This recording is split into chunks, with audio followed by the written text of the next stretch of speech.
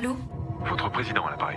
Mon président? Oui, votre président. Vous garderez ce numéro exclusivement pour cette mission. Une mission? Il faut parler de deux types d'arnaques qui sont connus sous le nom de fraude au président ou de fraude au conseiller. Dans le premier cas de la fraude au président, il y a une personne qui a infiltré une société pour connaître ses pratiques comptables et puis un beau matin, un faux ordre de virement est censé émaner du président de cette société qui invite sa comptable à faire un virement important. Dans le second cas, c'est ce qu'on appelle la fraude au conseiller. Vous êtes en confiance, vous pensez que c'est votre conseiller bancaire qui vous appelle et sous prétexte d'assurer la confidentialité des transactions, il vous demande de faire quelques opérations. Donc dans les deux cas, les clients ont été victimes d'escrocs. Et que peuvent-ils faire? On a dans notre cabinet beaucoup de personnes qui nous contactent pour cela. Il y a quelque temps, c'était très difficile d'obtenir une indemnisation de la banque. Il y a eu des arrêts récents qui offrent des perspectives plus intéressantes dans la mesure où ils considèrent que la banque a pu être fautive. Par exemple, si dans l'entreprise, il fallait qu'il y ait une double signature et qu'elle n'a pas été respectée, et puis on va tenir compte plus facilement que par le passé de l'anomalie apparente. Quelques conseils à la fois aux clients et aux banques. Clients, s'apercevoir le plus vite possible de l'arnaque et déposer plainte pour se constituer une preuve.